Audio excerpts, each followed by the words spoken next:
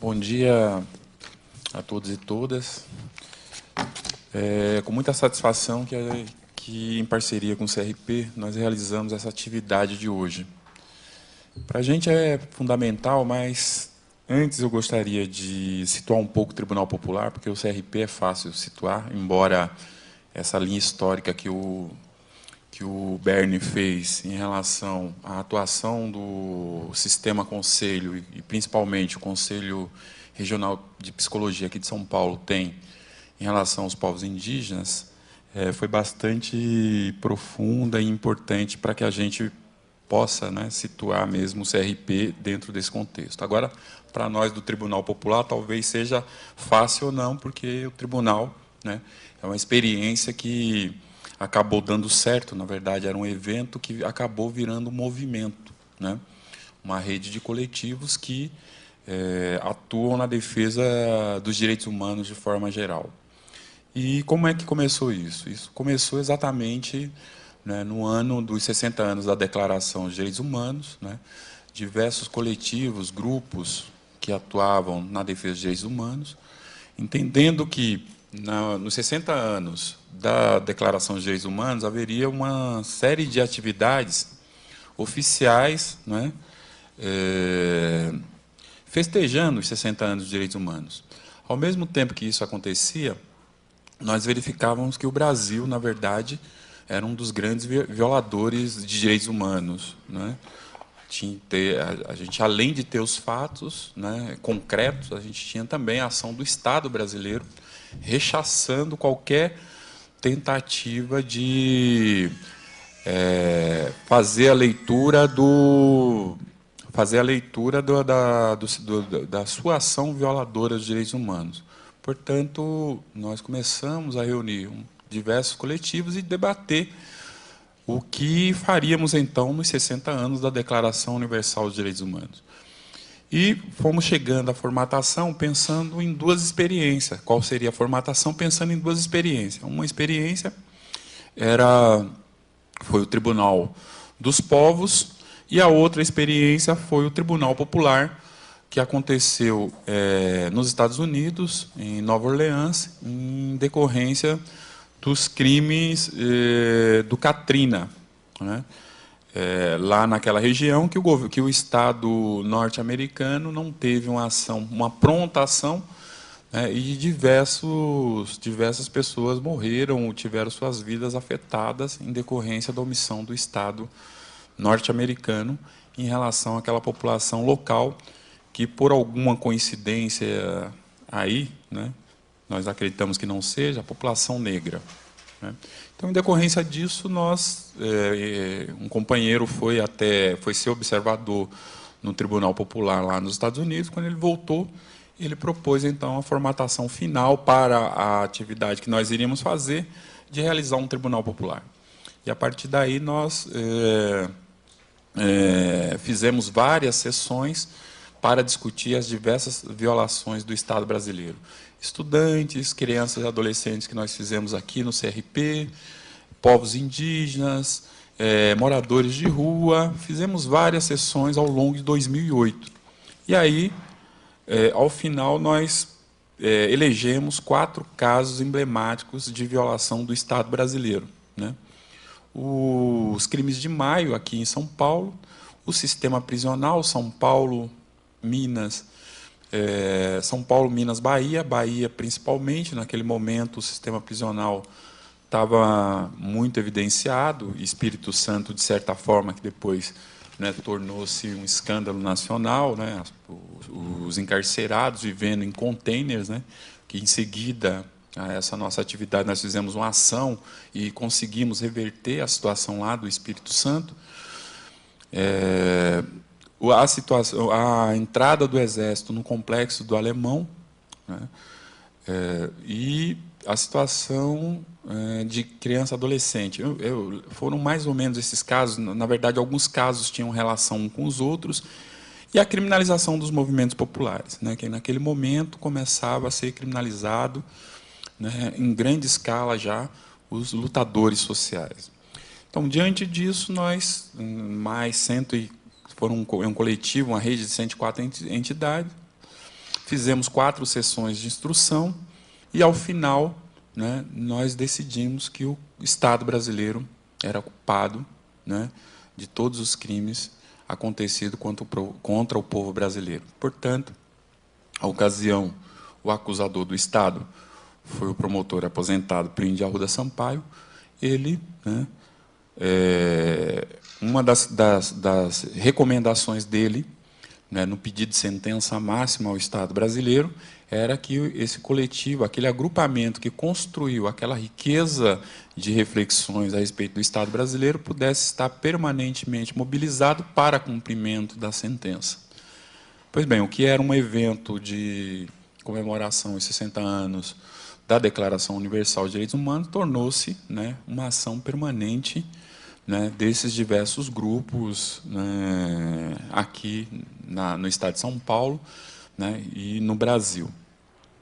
A partir de lá, então, nós acabamos, de uma certa forma, assumindo um protagonismo no debate a respeito de direitos humanos, né? Já falei aqui a questão do Estado do Espírito Santo, com a questão dos encarcerados, foi uma das questões mais emblemáticas, talvez alguns de vocês tenham acompanhado esse debate, quando nós denunciamos, né, o encarceramento em contêineres. E aí, a partir daí, numa discussão com o Conselho Nacional de Política Penitenciária, né, foi pedida uma intervenção do governo federal no Estado do Espírito Santo, o que não aconteceu, mas esse foi um caso que foi para a Comissão Interamericana e Corte Interamericana de Direitos Humanos, e o Estado brasileiro recebeu a recomendação de que, né, retirasse os presos dos contêineres. Atuamos em diversos outros casos. Aí, um dos casos também foi aqui em Itaquaquecetuba, né, em relação à criminalização das famílias e retirada dos seus filhos. Um grande número, mais de 50 famílias tiveram seus filhos retirados pelo Poder Judiciário e Conselho Tutelar daquela cidade. Enfim, né, e nesse último momento, depois de diversas ações, viemos discutindo, né, uma ação maior e que veio de uma reflexão e de uma ação nossa em diversos espaços, né. Uma das foi num acampamento indígena revolucionário que aconteceu em Brasília, um ano retrasado, né, que nós tivemos presente, que nós tivemos apoiando, e uma outra foi do processo de criminalização do movimento Trabalhadores Sem Terra, que aconteceu na região de Iaras, em detrimento daquela ação que o MST fez naquela fazenda, naquela terra que foi invadida pela Cutrale, né, que tem um processo há 10 anos, e as famílias que ali estavam tinham sido retiradas, mais de 200 famílias, né, e que são terras públicas, devolutas, hoje todo mundo sabe disso, e o MST, em decorrência de todo o tempo demora para julgar aquelas terras, né, o MST fez uma ação lá e acabou sendo criminalizado. E aí nós entendemos, passamos aí a entender que seria importante fazer um debate sobre a questão da terra, né? Porém, no meio do caminho, nós também avaliamos que a questão da terra não estava localizada só no campo, ela estava localizada no campo e na cidade. Por quê?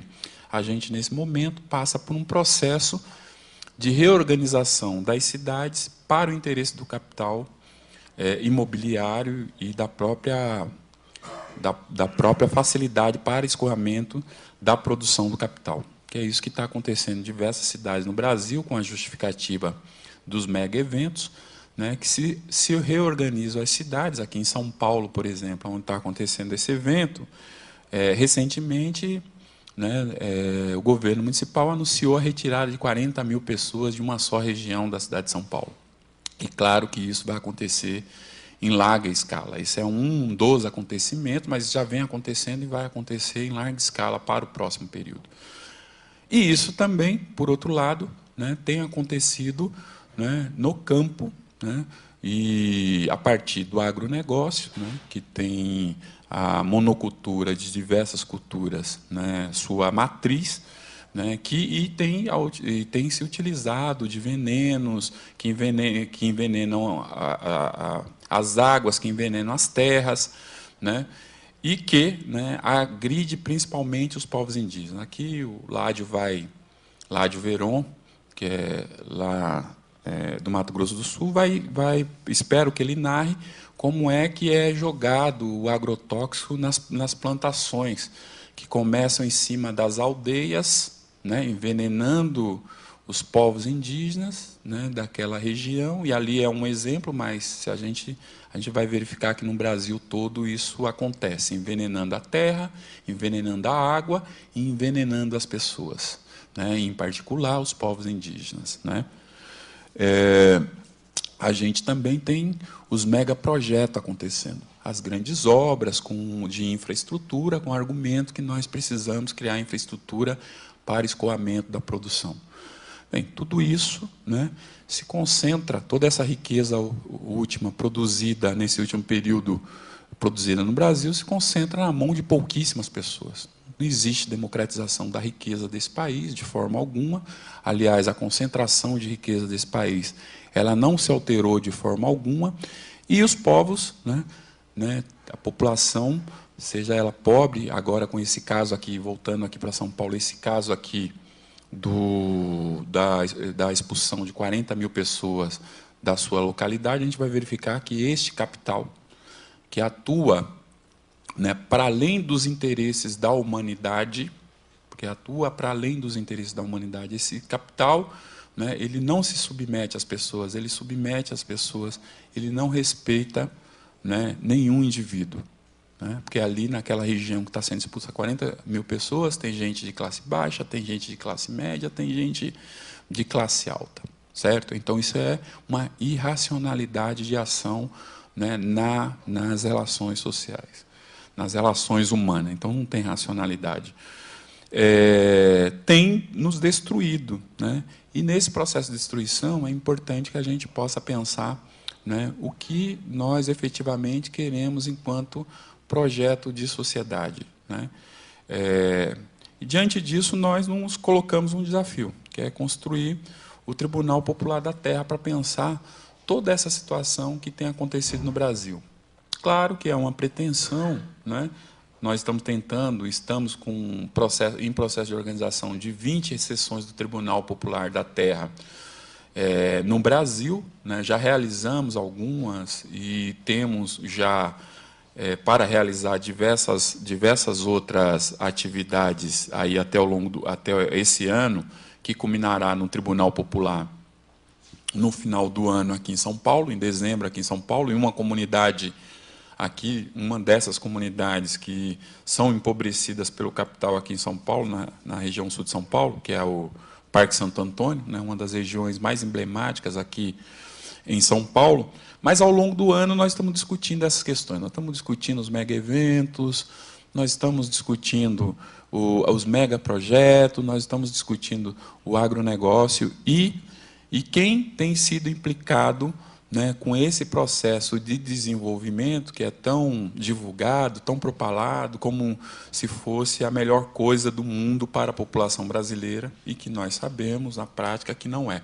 Aliás, os povos indígenas, aqui recentemente saiu um dado de quanto perverso é essa ação dos últimos tempos do capital, e algumas pessoas percebi que olharam esse dado com uma certa satisfação. E a gente não pode olhar esse dado com satisfação. Foi feito um levantamento de quantos povos indígenas hoje tem na Grande São Paulo. São 53 povos indígenas.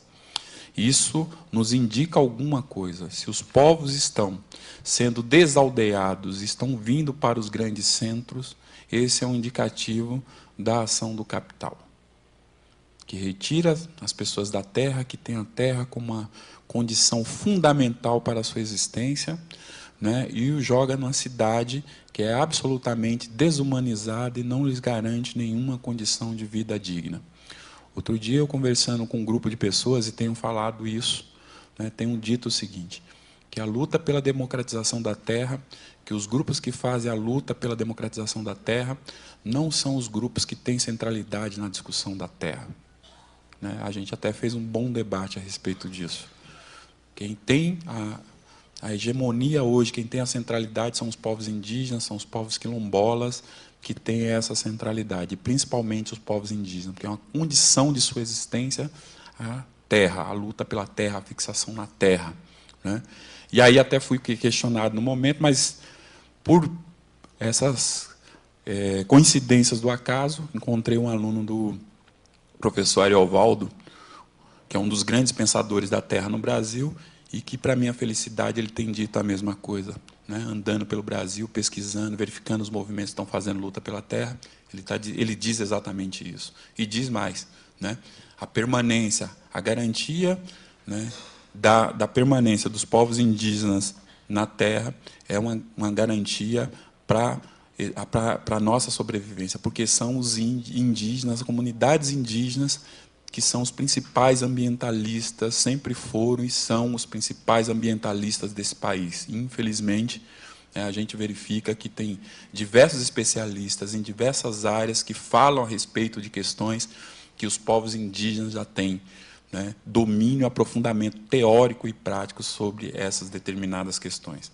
Então, é assim que nós propusemos, né, com essas preocupações todas de discutir a questão da terra e territorialidade, que nós colocamos, né, para o CRP já há algum tempo. Essa é uma conversa não é nova, né, Bernie? Já é uma conversa antiga.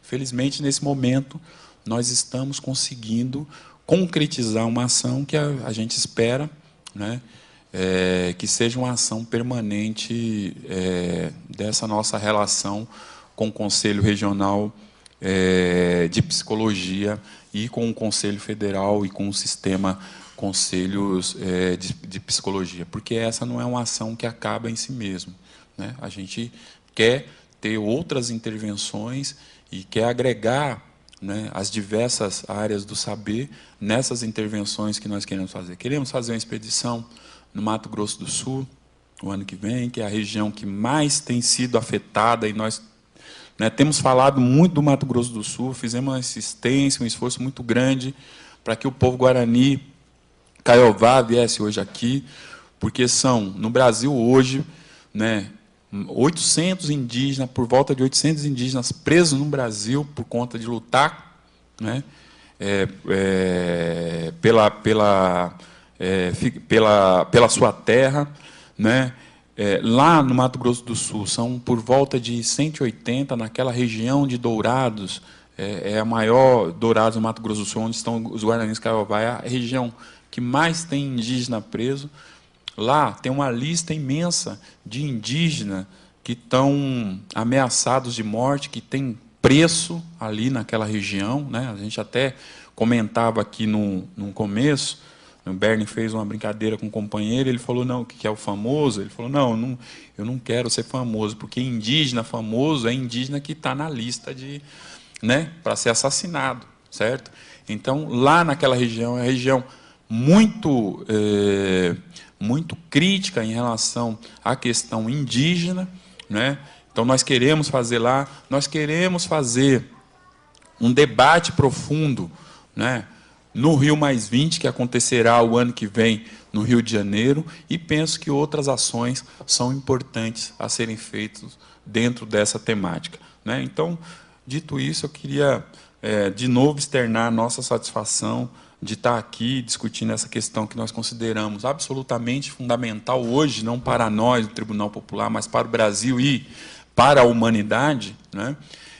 E que espero que o dia de hoje possa ser um pontapé importante aí, né, nessa construção que nós temos feito na consolidação dessa relação com os povos indígenas, né, enquanto temática importante dentro do Tribunal Popular. Obrigado.